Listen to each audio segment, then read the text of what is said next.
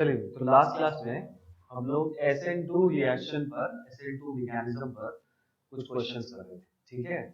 तो थोड़ा आगे बढ़ा जाए और ठीक है, प्रोडक्ट कैसे लिखते हैं, कैसे इन्वर्जन, जो हम लोग बात पढ़े हैं इन्वर्जन कैसे वो क्वेश्चंस में आता है, वो बातें हम लोग समझे।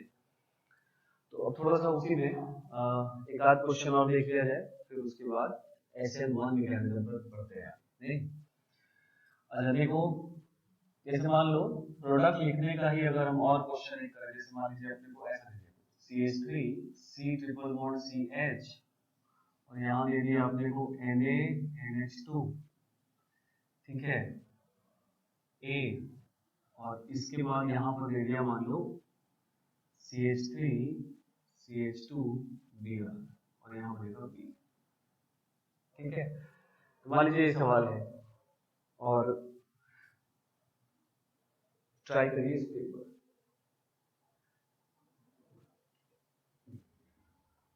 हो गया होगा। देखो ये NH2 माइनस बेस है, तो ये H प्लस यहाँ से खींच लेगा, है ना, ये एसिड बेस रिएक्शन ही होगा यहाँ पर, और ये बन जाएगा अपने पास CH3 C triple bond C और ऐसा माइनस चार्ज, ठीक है। और फिर ये बन गया अपना न्यूक्लियोफाइल, और यहाँ पर एल्काइल हैलाइड है, पार्शियल पॉजिटिव पार्शियल नेगेटिव, और ये इस पर इस तरह से अटैक करके ब्रोमाइड को बाहर कर देगा, मतलब SN2 रिएक्शन यहाँ पर होगा और CH3 C triple bond C CH2 CH3 ऐसा कुछ मॉलिक्यूल बन जाएगा बी फाइनल, ठीक है। तो हाँ, बना लिया होगा सबने। अब देखो यही बात मैं पहले से भी बोलता आ रहा हूं कि यहाँ पर क्या है कि अगर आप देखें तो ये अल्फा कार्बन में ब्रोमीन जुड़ा है, बीटा पर H है, तो इसमें अगर हम लोग यहाँ SN2 नहीं पढ़ रहे होते या SN2 का रिएक्शन ये नहीं कर रहे होते, तो एक जनरल डाउट यहाँ पर आपको ये हो सकता था कि सर यहाँ पर इसका जो स्ट्रक्चर है ना, वो कुछ ऐसा दिखाई दे रहा है। तो ये बेस भी है क्योंकि ये एक वीक एसिड है, उसका कॉन्जुगेट बेस स्ट्रॉन्गर होगा, तो ये एक स्ट्रॉन्ग बेस भी है। सर ये बीटा पोजीशन, ये अल्फा है, यहाँ से अगर H प्लस खींच ले तो ये बॉन्ड यहाँ बना के ब्रोमाइड बाहर कर सकते हैं, है ना। और ये मैकेनिज्म हम लोग E2 के नाम से जानते हैं, है ना। तो हम लोग ये सोचेंगे कि सर ऐसा क्यों नहीं हुआ, है ना, क्यों यहाँ पर न्यूक्लियोफिलिक सब्स्टिट्यूशन बायमॉलिक्यूलर हुआ, क्यों नहीं एलिमिनेशन बायमॉलिक्यूलर हुआ, ठीक है। तो ये बात हम लोग को पढ़ना है ना, क्योंकि हर एक न्यूक्लियोफाइल जो आप देख रहे हैं, जो आप जानते हैं, वो एक पोटेंशियल बेस भी होता है ना, और हर एक पोटेंशियल बेस जो है वो एक पोटेंशियल न्यूक्लियोफाइल भी होता है ना। इस पर बात करेंगे हम लोग कि what is base and what is nucleophile, है ना। इसको सर आप अभी अभी आप न्यूक्लियोफाइल बोले थे और इस रिएक्शन के लिए आप इसको बेस बोल दिए, ठीक है। तो इस पर बात करेंगे हम लोग कि न्यूक्लियोफाइल कब बोलते हैं और बेस कब बोलते हैं, इसी चैप्टर में थोड़ा सा आगे बात करेंगे हम लोग, है ना। तो हमेशा ये बात है, ये बात आपका डाउट नहीं है, ये बात ट्रू है ही।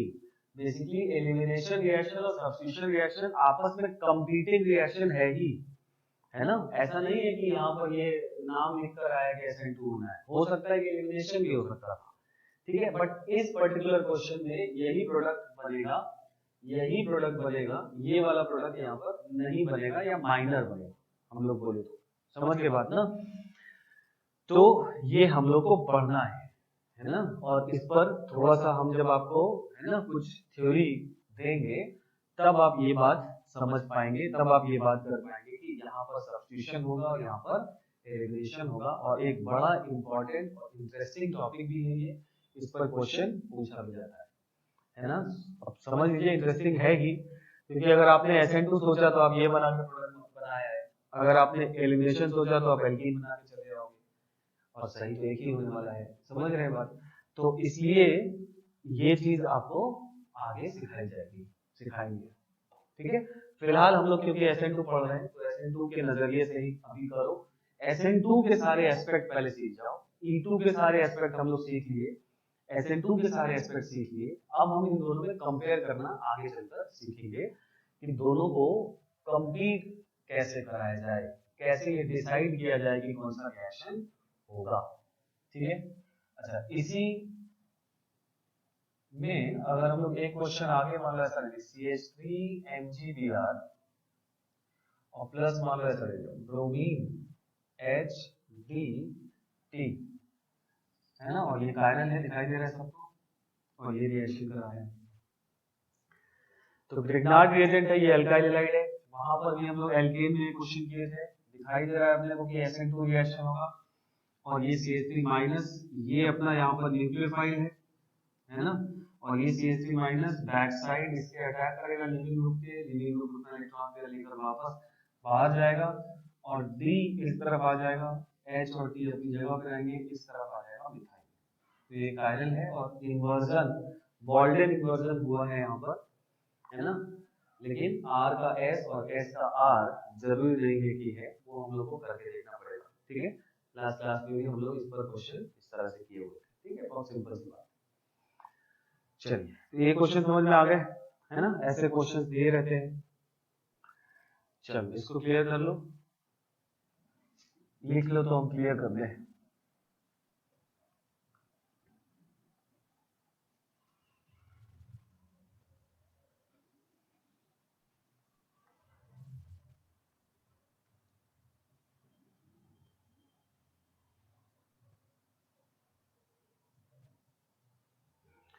अब आ जाइए। अच्छा, एक और क्वेश्चन यहाँ करिए, arrange in order of rate of SN2, ठीक है।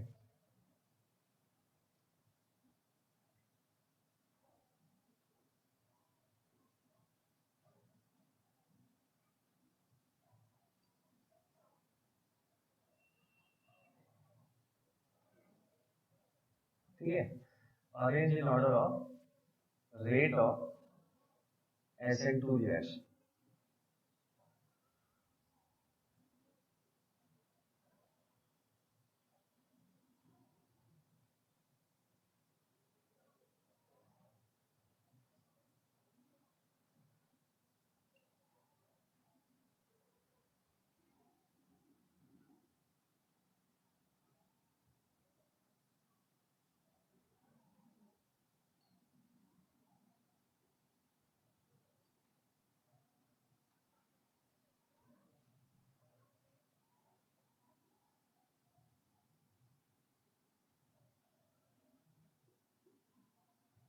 ठीक, तो रेट पर ये 3 क्वेश्चन है, जरा कर डालिए फटाफट।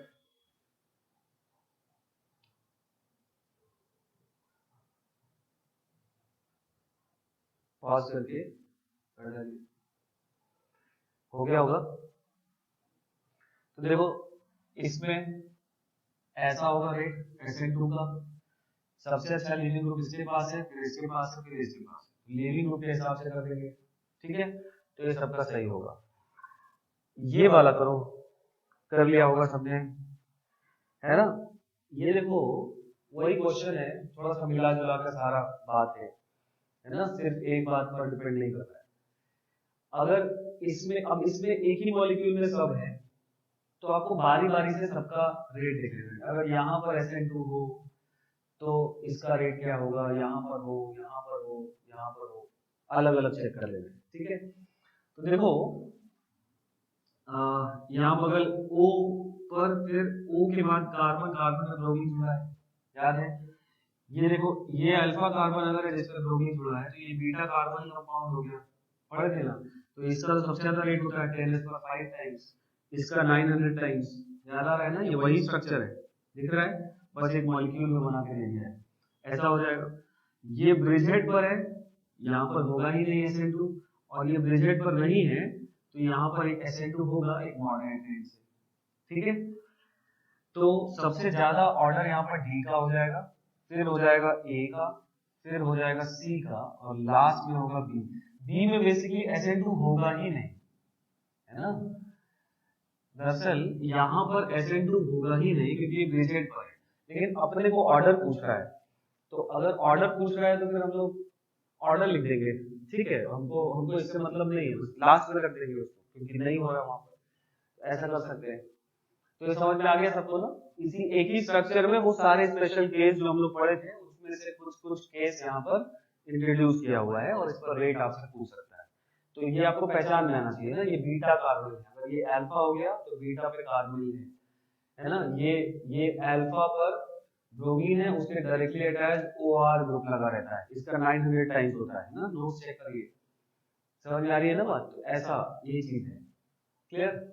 अब जैसे थर्ड की बात करें हम लोग, हाँ थर्ड करने से पहले इसको मैं क्लियर कर रहा हूँ, है ना?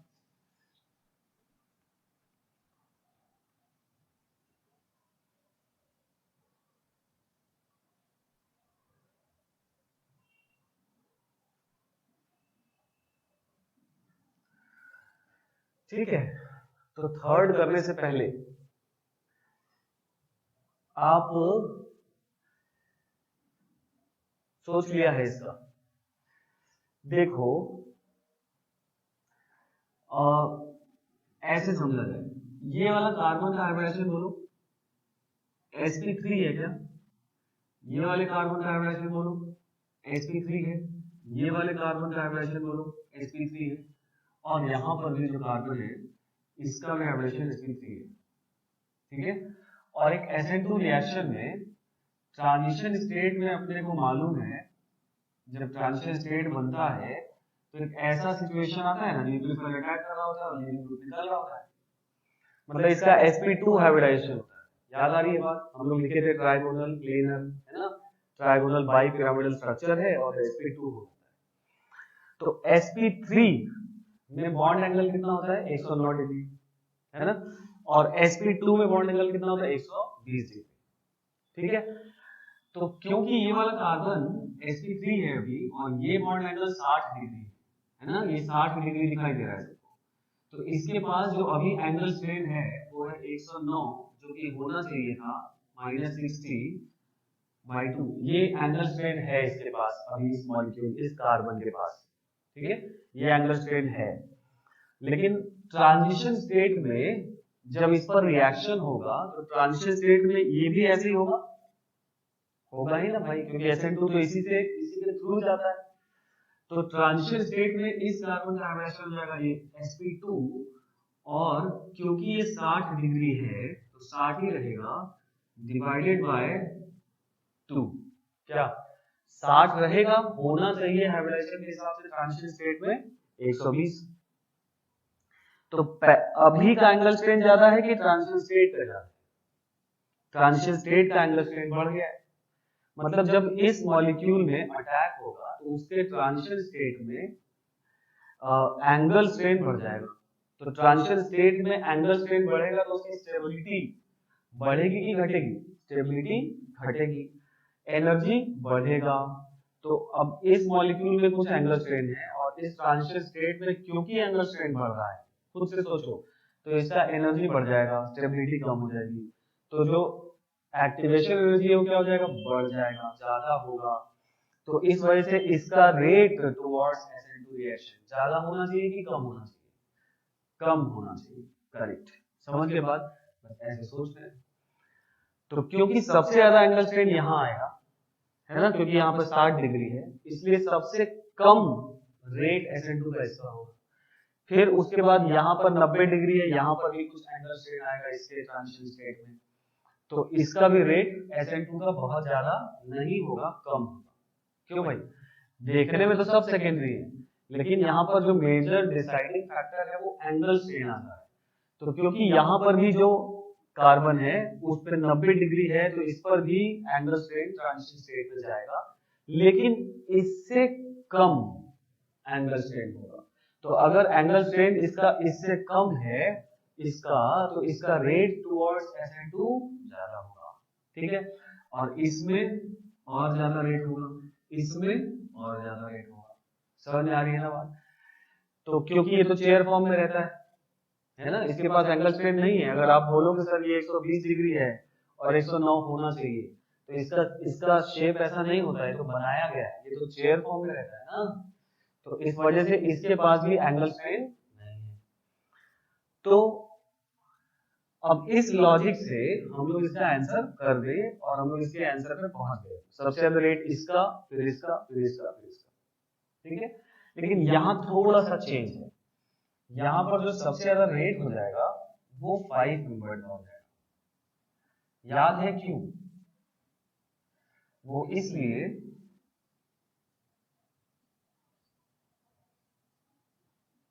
ठीक है, इसका रेट इसके रेट से कम हो गया है, जबकि होना चाहिए था इधर सबसे ज्यादा और उधर सबसे कम एंगल स्ट्रेन के हिसाब से।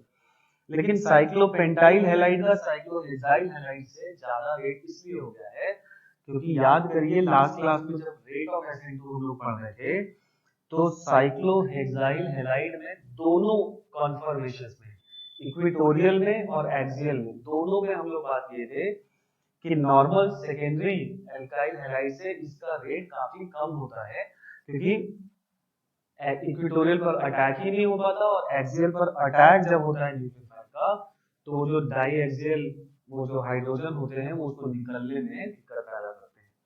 तो इस वजह से इसका रेट होना चाहिए था सबसे ज्यादा, लेकिन घट गया। और घटा किससे? तो इस वाले से घट गया, यानी घट के पहुंच जाएगा सबसे कम। इन दोनों से तो ज्यादा ही होगा रेट इसका, समझ गए? ये बात आपको ध्यान रखनी है ना।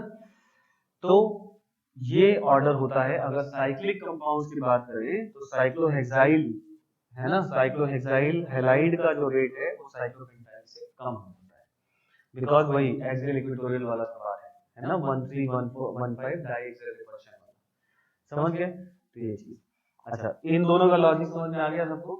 इसका सबसे कम क्यों है, उससे ज्यादा क्यों है, ये उससे ज्यादा क्यों है ना। तो angle strain in transition state, तो यहाँ पर एक पॉइंट नीचे लिख सकते हो कि इसका रेट सबसे कम क्यों है अगर पूछा जाए तो हम लिख सकते हैं due to angle strain in transition state, है ना, लिख लो due to angle strain in transition state, ठीक है, इसको नोट कर लीजिए। अब बढ़ा जाए आगे।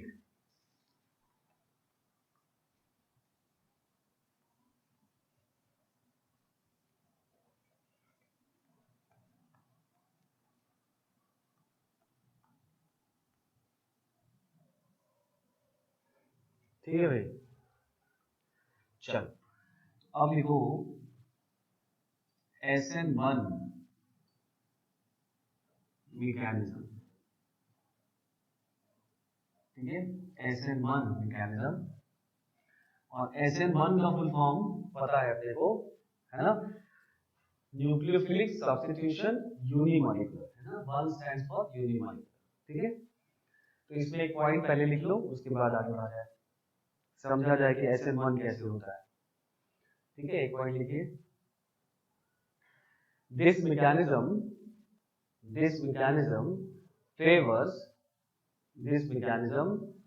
favors in such substrates, this mechanism favors in such substrates in which there is large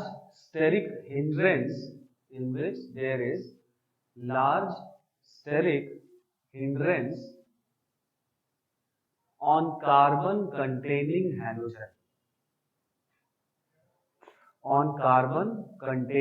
halogen, ठीक है। तो ये ऐसे सबस्ट्रेट में होता है जिसमें जो कार्बन, जिस पर लीविंग ग्रुप जुड़ा है, जिस पे हैलोजन जुड़ा है, उस कार्बन पे हिंड्रेंस ज्यादा है। हिंड्रेंस ज्यादा है का मतलब ये कि बस भाई न्यूक्लियोफाइल का डायरेक्टली अटैक उस कार्बन पे ना हो पाए, नहीं, यही कहने का मतलब, ठीक है। समझते हैं, धीरे धीरे बात समझ में आएगी। एक पॉइंट और लिख लिया जाए इसमें लिखो, it is favored in polar protic solvent,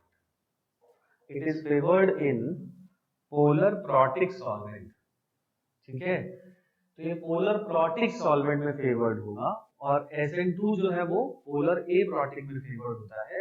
लेकिन इसका मतलब ये नहीं कि दोनों दूसरे सॉल्वेंट में नहीं हो पाएंगे, ये बात यहाँ पर भी ट्रू है, ठीक है।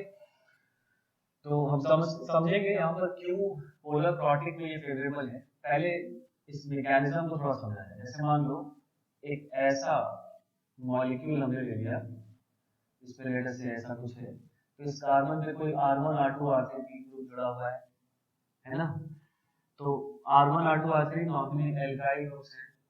तो इसका मतलब ये हुआ कि ये कार्बन जिस पर पार्शियल पॉजिटिव है, इस पे पार्शियल नेगेटिव है, ये हिंडर्ड है। और इसका अगर मान लो हमने रिएक्शन करा दिया एक न्यूक्लियोफाइल वाटर के साथ, ठीक है, तो यहाँ पर है ना, ये वाटर जो है ये न्यूक्लियोफाइल की तरह एक्ट कर रहा है, क्योंकि इसके पास लोन पेयर ऑफ इलेक्ट्रॉन है। कोई भी चीज जिसके पास लोन पेयर ऑफ इलेक्ट्रॉन होता है वो न्यूक्लियोफाइल कहलाता है।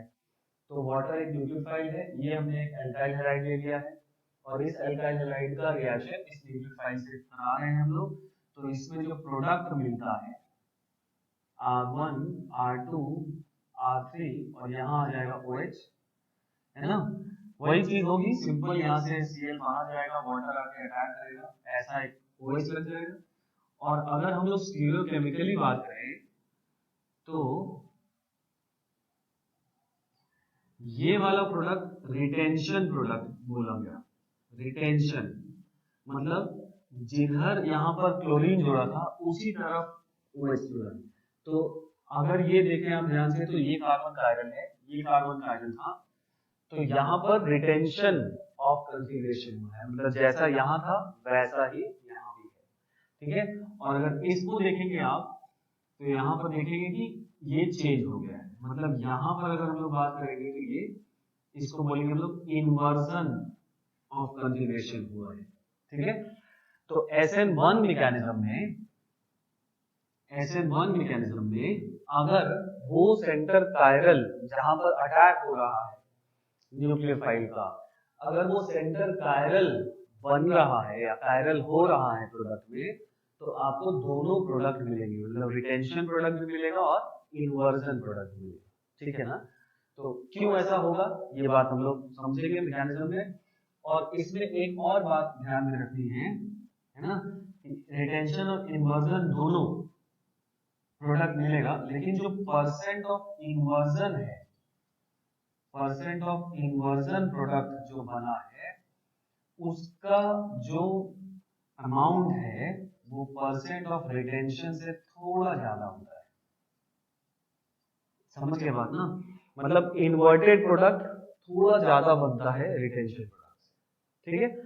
ये बात आपको यहाँ पर ध्यान रखनी है। लेकिन क्योंकि दोनों बन रहा है इक्वल या अनइक्वल, तो इसको हम लोग रेसिमिक मिक्सचर तो बोलेंगे ही, रेसिमिक मिक्सचर इसको बोला ही जाएगा। समझ के बात ना। तो SN1 मैकेनिज्म में जब कार्बन कंटेनिंग हैलोजन, जिस पर हैलोजन जुड़ा है, उस कार्बन पे अगर हिट रेट ज्यादा होगा तो ये मैकेनिज्म जनरली फेवर्ड होता है। जनरली बोला जा रहा है, और भी जगह फेवर्ड हो सकता है, वो बात हम लोग सीखेंगे, यही सब बात सीखना है। लेकिन एक जनरल बात अगर किया जाए कि कहाँ SN1 मैकेनिज्म होगा, तो जहां पर हिट रेट ज्यादा होगा उस कार्बन पे, ठीक है। और इसमें अगर ये सेंटर कायरल बन रहा है तो दोनों प्रोडक्ट मिलेंगे, इन्वर्जन भी मिलेगा, रिटेंशन भी मिलेगा।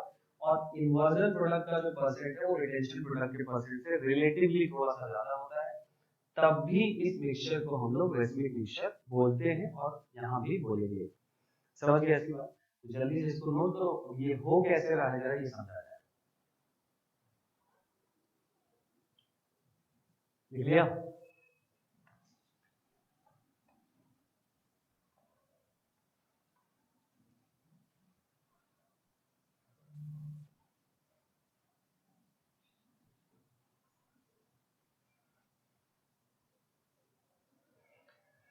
देखो मैकेनिज्म समझ लीजिए क्या होता है। जैसे मान लो अगर हम लोग R1 R2 R3 और यहाँ Cl है, इस पे पार्शियल नेगेटिव है, इस कार्बन पे पार्शियल पॉजिटिव है, और हम इसको वाटर में डाल दिए हैं, है ना, जो कि न्यूक्लियोफाइल नहीं है। तो पहला काम तो ये होगा कि जो सॉल्वेंट है, जो कि यहाँ पर कौन है, वाटर ही है, तो जो सॉल्वेंट है वो सॉल्वेंट का पार्शियल पॉजिटिव एंड, इस पार्शियल नेगेटिव एंड को चारों तरफ से घेर के अपनी तरफ खींचेगा। क्यों खींचेगा भाई? क्योंकि इसमें पार्शियल नेगेटिव है, ये अच्छा लीविंग ग्रुप भी है, और इसके सारे पार्शियल पॉजिटिव जो है वो इस पार्शियल नेगेटिव को चारों तरफ से सराउंड करके अपनी तरफ खींचेगा, और धीरे धीरे ये क्लोरीन जो है या जो भी लीविंग ग्रुप होगा वो यहाँ से अपना इलेक्ट्रॉन पेयर बाहर लेते हुए बाहर निकल जाएगा। ठीक है, और यही स्टेप जो होता है इस मैकेनिज्म का आईएस होता है। क्लोरीन अपना इलेक्ट्रॉन पेयर लेकर बाहर चला गया, तो इस कार्बन पर है ना, इस कार्बन पर पॉजिटिव चार्ज कार्बोकेटाइन बनेगा और साथ में Cl- बना। ठीक है, तो पहले स्टेप में क्या होता है, यहाँ पर ये क्लोरीन को जो सॉल्वेंट है पोलर प्रोटिक सॉल्वेंट है, इसीलिए पोलर प्रोटिक सॉल्वेंट चाहिए कि उसका पार्शियल पॉजिटिव एंड भी एक्सपोज्ड हो, है ना। जल्दी से रिकॉल करो, पोलर प्रोटिक और एप्रोटिक में डिफरेंस समझाएगा। पोलर एप्रोटिक में इन जनरल जो पार्शियल पॉजिटिव चार्ज होता है वो उतना ज्यादा एक्सटेंट में नहीं होता है और उतना ज्यादा एक्सपोज्ड भी नहीं होता है। ठीक है, पोलर प्रोटिक में दोनों एंड एक्सपोज होते हैं, तो सिंस यहाँ पर पार्शियल पॉजिटिव एंड भी एक्सपोज है, तो इस क्लोरीन को उस मॉलिक्यूल से बाहर खींचने में ये पार्शियल पॉजिटिव्स जो है वो हेल्प कर रहे हैं, फैसिलिटेट कर रहे हैं। समझ के बाद, तो इस वजह से पोलर प्रोटिक लेना जरूरी है। केवल एक यही वजह नहीं है कि पोलर प्रोटिक चाहिए, और भी वजह है, समझते हैं। तो जब ये क्लोरीन यहाँ से निकल जाएगा, पहले इस पे कार्बोकेटाइन बन जाएगा और इस पे क्लोरीन माइनस आ जाएगा। ठीक है, तो ये जो पॉजिटिव चार्ज बना है इस कार्बन का हाइब्रिडाइजेशन बोलो मुझे, इस कार्बन का पॉजिटिव आ गया कार्बन का, तो sp2 हो गया ये, बोलो भाई। तो ये sp2 हाइब्रिडाइज है, तो ये तीनों बॉन्ड एक प्लेन पर होंगे और एक p ऑर्बिटल ऐसा खाली होगा जिसमें एक पॉजिटिव चार्ज होगा, उसको मैं ऐसे बना देता हूं। ये बात समझ आ गई ना। इस मॉलिक्यूल को अगर देखें तो sp2 है तो ट्राइगोनल प्लेनर बनेगा, और एक इस कार्बन पे p ऑर्बिटल का लोब ऊपर होगा और एक नीचे होगा, नहीं, और ये प्लस चार्ज उसी p ऑर्बिटल में होगा। समझ के बात ना। तो ये अपना r1 r2 r3 है ना। तो ये जो कार्बोकेटाइन बना है, पहले बात तो ये प्लेनर है और इसका एक p ऑर्बिटल इस मॉलिक्यूल के प्लेन के परपेंडिकुलर प्लेन में होगा, और ये जो कार्बोकेटाइन है ना, क्योंकि यहाँ पर कार्बोकेटाइन बन रहा है और वही आरडीएस है, कुछ समझे बात है, वही आरडीएस है कार्बोकेटाइन का बनना, तो ये जितना स्टेबल होगा उतना फास्टर रेट होगा। किस रिएक्शन का रेट फास्टर होगा? SN1 पढ़ रहे हैं हम लोग, तो SN1 का रेट फास्टर होगा। तो इसीलिए इसको जनरल बोल दिया जाता है कि अगर इस कार्बन कंटेनिंग हैलोजन पर हिंड्रेंस ज्यादा है ना, हिंड्रेंस ज्यादा है मतलब ये R1 R2 और R3 जो है ये इस कार्बोकेटाइन को प्लस आई से और अपने हाइपर कॉन्जुगेशन से बढ़िया से स्टेबलाइज करना है। स्टेबलाइज तभी कर पाएंगे जब ये तीनों ग्रुप बड़े बड़े होंगे। समझ गए बात ना। तो जितना स्टेबलाइज कर पाएंगे इसको उतना इसका स्टेबिलिटी ज्यादा होगा, उतना रेट फास्टर होगा। समझ गए बात। तो ये चीज हो गई यहाँ पर, ऐसे समझते हैं। प्लस ये जो कार्बोकेटाइन बना उसको ये तीनों ग्रुप तो स्टेबलाइज कर ही रहा है, साथ ही साथ जो वाटर का पार्शियल नेगेटिव एंड होगा वो इसको सॉल्वेट कर पाएगा क्या? बोलो तो, इसके पॉजिटिव चार्ज को वाटर का जो पार्शियल नेगेटिव एंड है ऑक्सीजन वाला, क्या इसको चारों तरफ से सॉल्वेट कर पाएगा? बिल्कुल कर पाएगा, है ना। और क्या वाटर का जो पार्शियल पॉजिटिव एंड है क्या इसको सॉल्वेट कर पाएगा? इसको भी कर पाएगा। बोलो भाई अपने पार्शियल पॉजिटिव एंड से। तो समझ में आई बात, क्योंकि SN1 मैकेनिज्म में कार्बोकेटाइन बनता है और एक एनायन जो लीविंग ग्रुप है वो बाहर जाता है, तो जो पोलर प्रोटिक सॉल्वेंट है वो इसको निकलने में भी मदद करते हैं, और जो आयंस बन रहे हैं, एक कैटायन बन रहा है और एक एनायन बन रहा है, इस आयन को बढ़िया से स्टेबलाइज करते हैं। तो अगर इस तरफ के आयंस को कोई फैक्टर स्टेबलाइज करेगा तो रिएक्शन इधर से इधर जाना चाहेगा या आसानी से जा पाएगा। तो ऐसा काम जो दोनों आयन को बढ़िया से सॉल्वेट कर पाए, ऐसा सॉल्वेंट पोलर प्रोटिक ही हो सकता है, एप्रोटिक नहीं हो सकता। कहानी आई समझ में? तो इस वजह से यहाँ पर पोलर प्रोटिक सॉल्वेंट में ये फेवर्ड होता है। क्लियर? तो इसको भी सॉल्वेट कर दिया है और इसको भी सॉल्वेट कर दिया है। ठीक है, तो ये हो गया फर्स्ट स्टेप जिसमें कार्बोकेटाइन बना। अब अपने को मालूम है कि अगर कार्बोकेटाइन कहीं भी किसी भी रिएक्शन में बनता है तो ये चीज यहाँ भी ट्रू है, क्या है? रीअरेंजमेंट हो सकता है। ठीक है, रीअरेंजमेंट के बिना यहाँ पर भी हम लोग मेजर प्रोडक्ट नहीं सोचेंगे, वही बात रिपीट हो रही है। ठीक है, अब स्टेप 2 में क्या होगा? ये जो मॉलिक्यूल R1 R2 R3 है, इसका जो p ऑर्बिटल है जिसपे प्लस चार्ज, जिसमें इलेक्ट्रॉन अब बनेगा चाहिए, तो अब ये जो वाटर मॉलिक्यूल एज न्यूक्लियोफाइल है यहाँ पर, है ना, ये अब इस p ऑर्बिटल में जो ऐसा p ऑर्बिटल है, ये इलेक्ट्रॉन पेयर इधर से भी ले सकता है और बैक साइड भी ले सकता है। तो मतलब ये इलेक्ट्रॉन पेयर इधर से भी आ सकता है और इधर से भी आ सकता है। तो मतलब यहाँ से अपने को दो प्रोडक्ट मिल जाएंगे, R1 R2 R3 OH ऐसा मिल सकता है ना, आफ्टर वन स्टेप। और एक मिल जाएगा OH R1 R2 R3, क्या है ना, R1 R2 R3 ऐसा भी मिल सकता है, थोड़ा ऊपर लिख दे हो सकता है कि, ठीक है, क्लियर है। तो ये वाला जो प्रोडक्ट है, इस प्रोडक्ट को हम लोग रिटेंशन प्रोडक्ट बोलेंगे और इसको हम लोग इन्वर्जन प्रोडक्ट। ठीक है, और क्योंकि ये RDS है तो ये वाला स्टेप फास्ट स्टेप होगा। समझे बात? बहुत सिंपल। कोई एक एल्काइल हैलाइड होगा, अगर उसमें SN1 करा रहे हैं हम लोग, अगर उसमें SN1 हो रहा है तो होगा क्या कि वो लीविंग ग्रुप पहले यहाँ पर बाहर जाएगा, कार्बोकेटाइन बनता है। SN2 में ऐसा नहीं होता था, पहले न्यूक्लियोफाइल अटैक करता था फिर लीविंग ग्रुप बाहर जाता था। इसमें क्या होता है, पहले लीविंग ग्रुप बाहर चला जाता है, कार्बोकेटाइन बन जाता है, रीअरेंजमेंट का चांसेस है, और फिर सेकंड स्टेप में जो भी न्यूक्लियोफाइल है वो न्यूक्लियोफाइल अबव और बिलो दोनों तरफ से अटैक कर सकता है।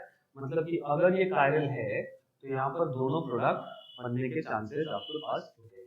ठीक है, चांसेस क्या, दोनों प्रोडक्ट ही बनते हैं, रेस्ट में बनता है। ठीक है, और इसमें जो इन्वर्जन प्रोडक्ट है वो रिटेंशन प्रोडक्ट से थोड़ा सा ज्यादा बनता है।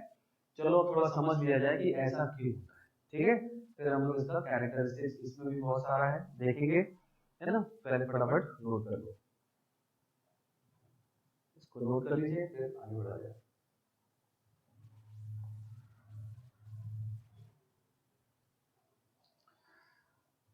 लिख लिया होगा?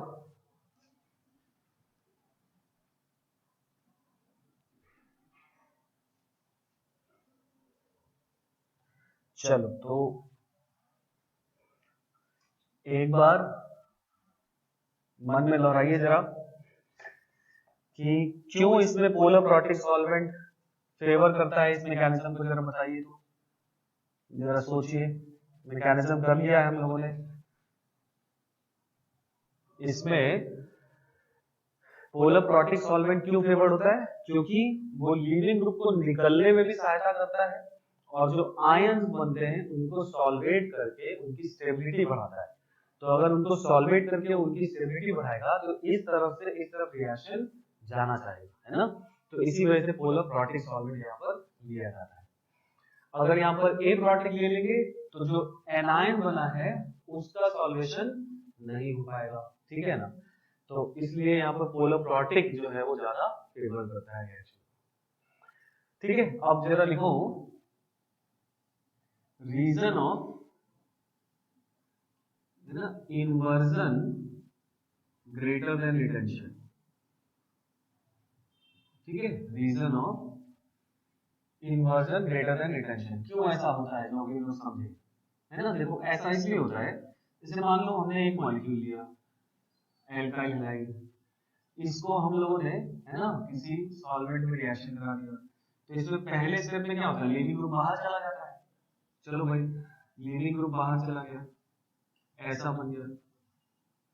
ठीक है, अब यहाँ जो न्यूक्लियोफाइल है, ठीक है, ये न्यूक्लियोफाइल इस पर अटैक अब कर सकता है इस कार्बोकेटाइन पर, नहीं। अच्छा, फिर क्या होगा, ये लीविंग ग्रुप बाहर गया यहाँ से, ऐसा एक स्पीशीज बन गया है R प्लस और Br माइनस। लेकिन एक बात सोचिए कि जब लीविंग ग्रुप बाहर गया, यहाँ पे R प्लस बन गया और Br माइनस बन गया, तो क्या ये दोनों एकदम से दूर बाउंस बैक हो जाएंगे? जैसे ही कार्बोकेटायन बना, क्या बोले दूर दूर चलो, ऐसा तो नहीं होगा। बोलो भाई, क्योंकि अभी भी इस पर पॉजिटिव इस पर नेगेटिव है, तो अलग तो हो गया है लेकिन अभी भी टेंडेंसी इनकी पास आने की है। धीरे धीरे धीरे धीरे क्या होंगे, ये दूर जाएंगे। दूर कैसे जाएंगे कि अब ये जो यहाँ पर जो सॉल्वेंट मॉलिक्यूल होगा, जैसे वाटर है ना, अब ये वाटर यहाँ पर इन दोनों के बीच में धीरे धीरे इसको इधर से सॉल्वेट करना शुरू करेगा, इसको इधर से सॉल्वेट करना शुरू करेगा, और जब ये धीरे धीरे दूर जाएंगे, मतलब ऐसा कुछ सिचुएशन थोड़ा सा दूर हो जाएंगे, है ना, ऐसा कुछ सिचुएशन जिस समय होगा उस समय सॉल्वेंट मॉलिक्यूल इसके बीच में भी यहाँ पर, है ना, आ जाएंगे, इसको इधर से भी सॉल्वेट करने लगेंगे, इधर से भी सॉल्वेट करने लगेंगे। इधर से तो सॉल्वेट हो ही रहा है, इधर से तो सॉल्वेट हो ही रहा है। नहीं, मतलब समझ रहे हैं क्या हो रहा है? ये अलग, ये बॉन्ड टूटा, आयन पेयर बने, और ये आयन पेयर अब तुरंत बाउंस बैक नहीं हो जाएंगे कि ऐसे एकदम दूर दूर रहेंगे, है ना। ये आयन पेयर जो है वो, है ना, उसको थोड़ा टाइम लगेगा। इधर से सॉल्वेशन स्टार्ट हो गया, इन दोनों को दूर करने लगे। जैसे जैसे दूर जाएंगे वैसे वैसे इनके बीच में जो जगह क्रिएट हो रही है, यहाँ पर भी सॉल्वेशन होगा, है ना। और फिर एक स्टेज के बाद ही यहाँ पर ये इंडिविजुअल आयन बन के सॉल्वेट होकर यहाँ पर अलग हो पाएंगे। इसका भी सॉल्वेशन हो जाएगा, इसका भी सॉल्वेशन, है ना। मतलब एक समय के बाद ही वो दोनों एक दूसरे से सफिशिएंटली दूर जाएंगे। लेकिन कार्बोकेटायन तो बन चुका है यही, और न्यूक्लियोफाइल को उसी से मतलब है। तो न्यूक्लियोफाइल क्या करेगा, जैसे ये बन गया, अब इस समय न्यूक्लियोफाइल इस तरफ से अटैक नहीं कर पाए, क्योंकि इधर तो Br माइनस है, इस पे भी पार्शियल नेगेटिव चार्ज होगा, है ना, न्यूक्लियोफाइल पे। तो इसका अटैक मेजरली किधर से होगा, इस जिधर से ब्रोमीन निकल रहा है उसके बैक साइड से। बोलो भाई, यहां पर जो न्यूक्लियोफाइल अटैक करेगा, कुछ मॉलिक्यूल में यहीं पर अटैक कर देगा, न्यूक्लियोफाइल प्रोडक्ट बना देगा। कुछ में इस स्टेज पर जब पहुंच चुका होगा ये पेयर, तब अटैक होगा। इसमें भी इधर से अटैक का चांसेस, इधर से अटैक के चांसेस से ज्यादा है अभी भी, क्योंकि इधर तो कोई नहीं है, इधर ब्रोमाइड है, बहुत दूरी पर तो नहीं है।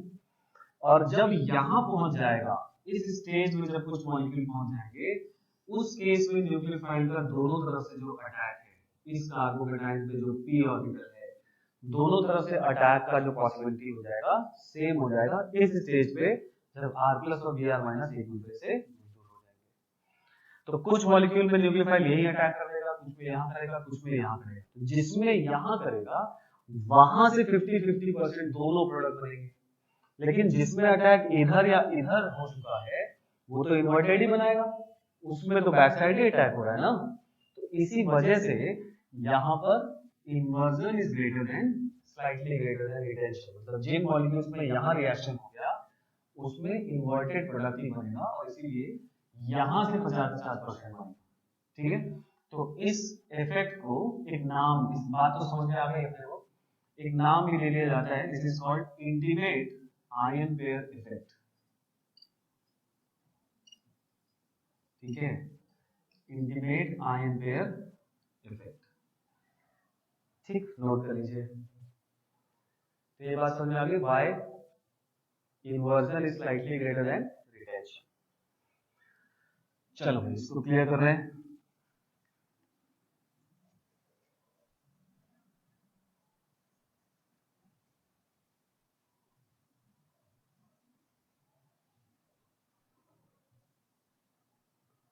आ जाओ, कैरेक्टरिस्टिक्स लिख लिया जाए फटाफट। सब पढ़ लिए हम लोग।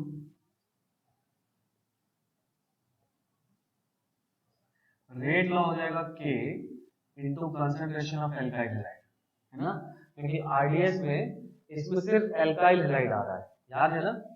तो सिर्फ वो बाहर जा रहा है, सॉल्वेंट तो एक्सेस में होगा, इसलिए वो तो रेट लॉ में आएगा नहीं। तो ये हो जाएगा, इसकी पावर 1 है, तो इसका मतलब ऑर्डर यहाँ पर 1 हो जाएगा।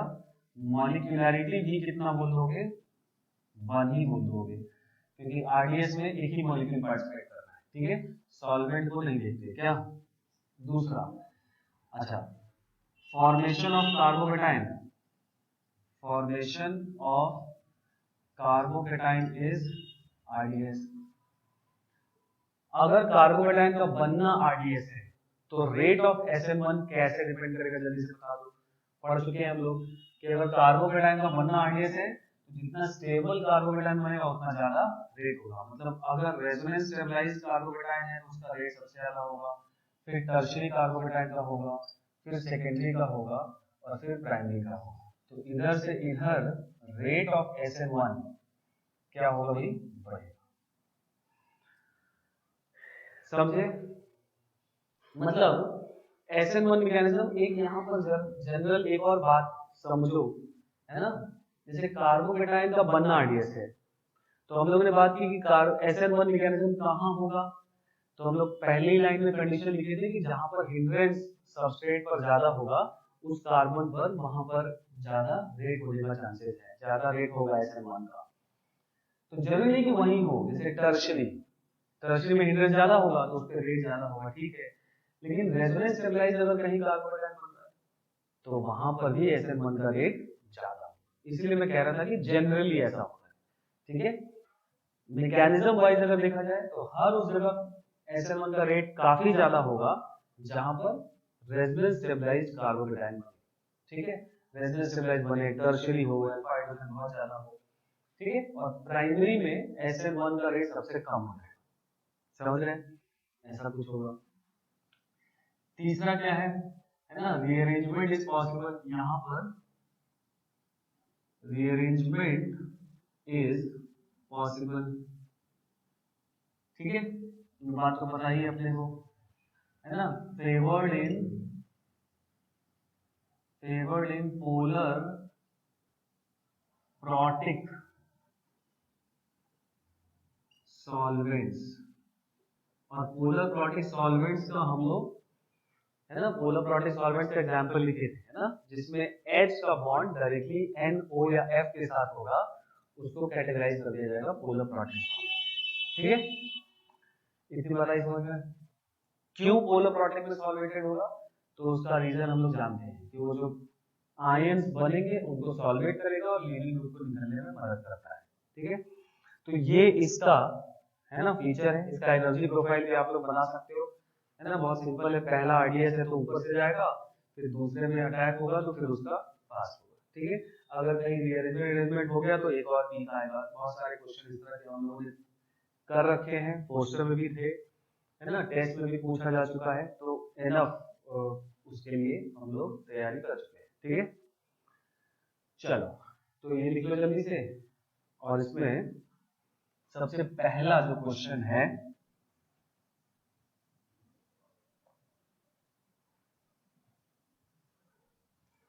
सबसे पहला जो क्वेश्चन है रेट पर, वो कर लिया जाए, ठीक है। लिखिए, arrange in order of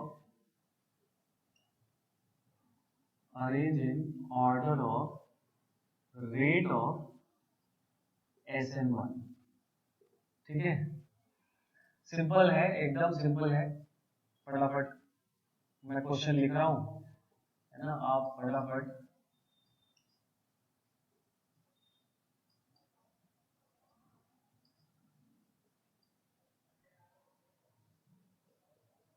answer करना शुरू करिए।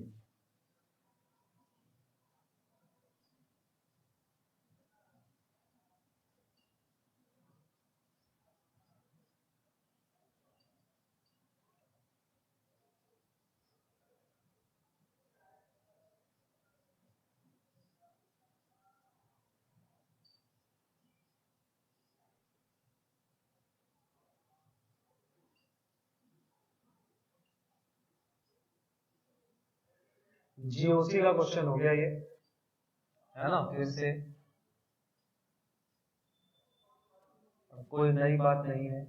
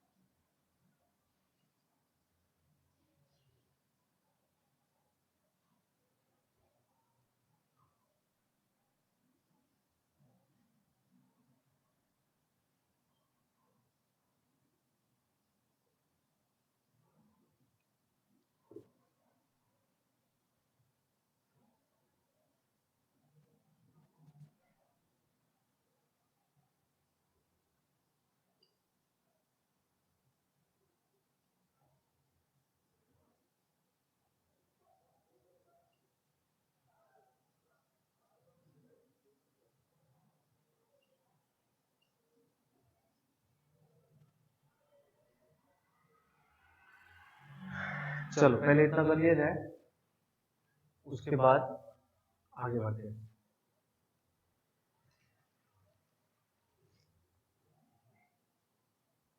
ठीक है भाई, चलो पॉज करके कर लिया होगा।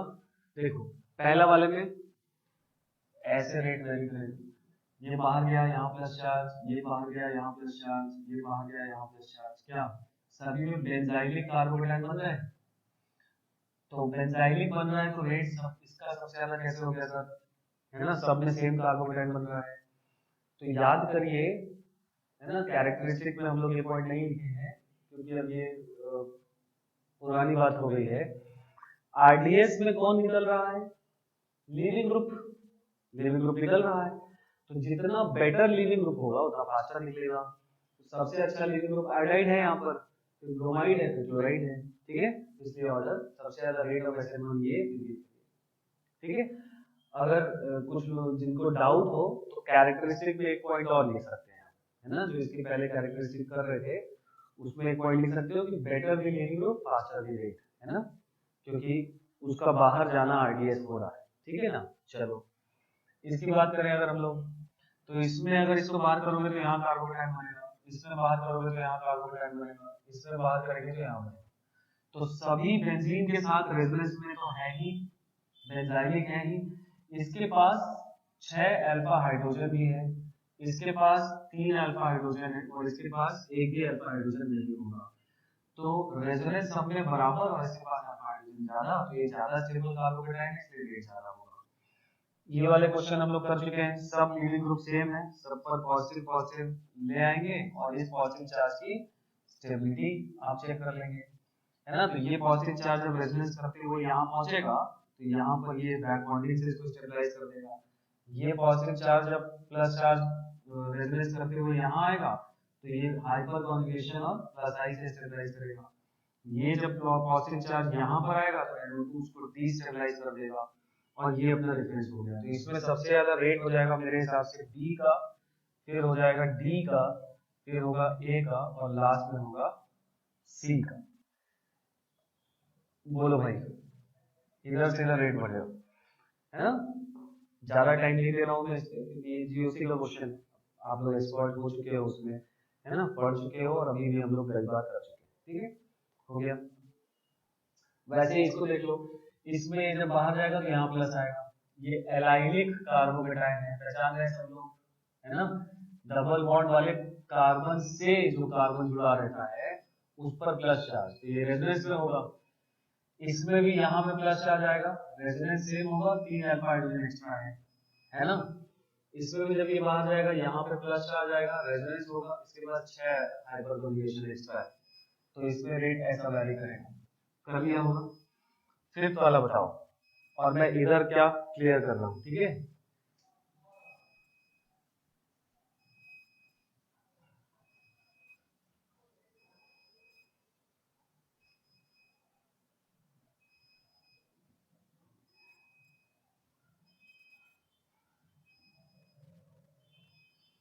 ठीक है भाई,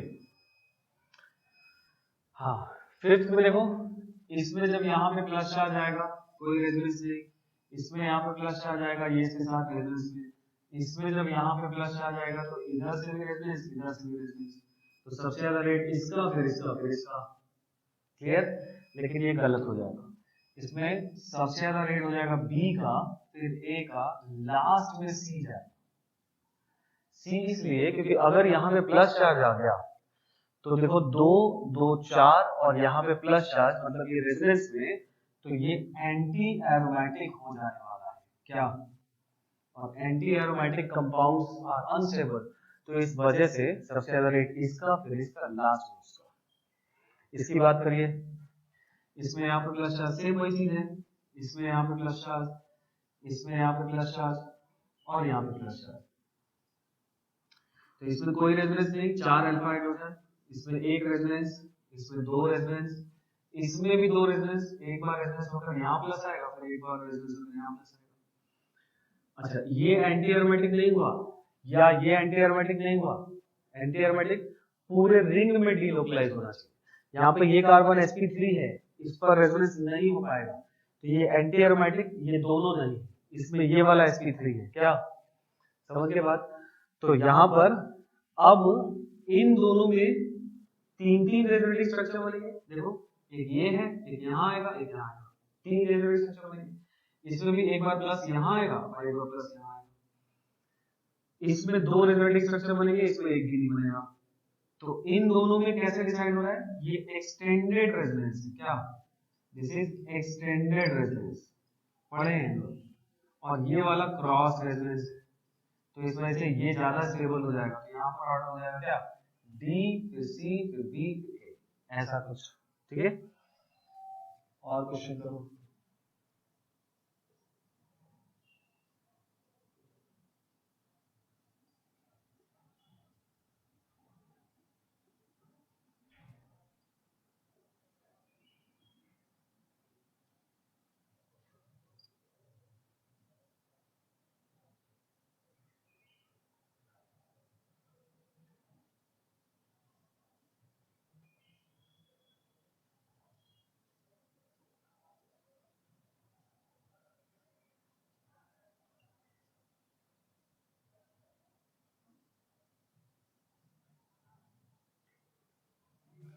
इसको क्लियर कर रहा हूँ।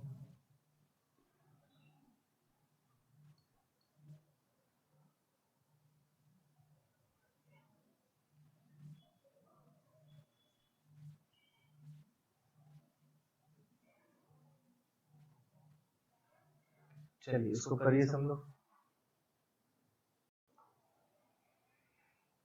चलिए भाई, तो ये क्वेश्चन हो गए होंगे, है ना।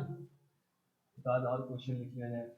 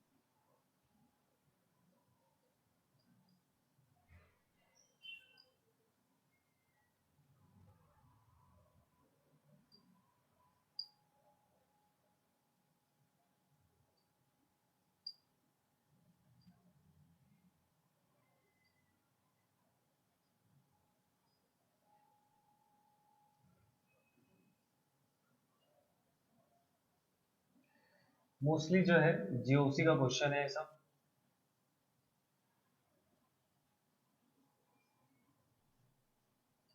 है ना। आपको बस जगह जगह पे कार्बोकेटाइन बनाना है, और है ना भाई, और उसका आंसर कार्बोकेटाइन की स्टेबिलिटी के आधार पर लिख देना है, ठीक है।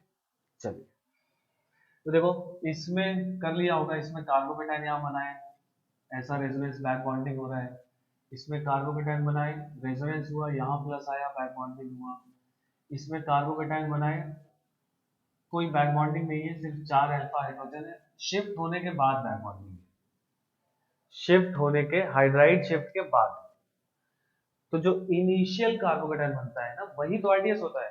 तो ये वाला सबसे कम स्टेबल कार्बोकेटाइन बना यहाँ पर, इसके पास और इसके पास, यहाँ प्लस आया और बैक बॉन्डिंग, यहाँ प्लस आया, रेजोनेंस, रेजोनेंस के बाद बैक बॉन्डिंग। मतलब यहाँ पे दो रेजोनेटिंग स्ट्रक्चर बने प्लस बैक बॉन्डिंग हुआ, यहाँ पे सिर्फ बैक बॉन्डिंग, तो ये ज्यादा स्टेबल हो गया। तो इसमें जो ऑर्डर हो जाएगा वो बी हो जाएगा, देन ए हो जाएगा, देन सी हो जाएगा, ठीक है ना। इसमें इन सब में मैं ज्यादा टाइम नहीं दे रहा हूँ, है ना, ज्यादा एक्सप्लेनेशन की जरूरत नहीं है, क्योंकि ये सब जीओसी में हम लोग अलग से कार्बोकेटाइन की स्टेबिलिटी बहुत सारा कर चुके हैं, ठीक है ना। चलो इसमें देखा जाए, तो इसमें कार्बोकेटाइन यहाँ ब्रिजेट पे बनेगा, तो बनेगा ही नहीं, ब्रिजेट पे कार्बोकेटाइन अनस्टेबल होता है। यहाँ कार्बोकेटाइन जो बनेगा उसके पास 3 अल्फा हाइड्रोजन यहाँ, 1 अल्फा हाइड्रोजन यहाँ।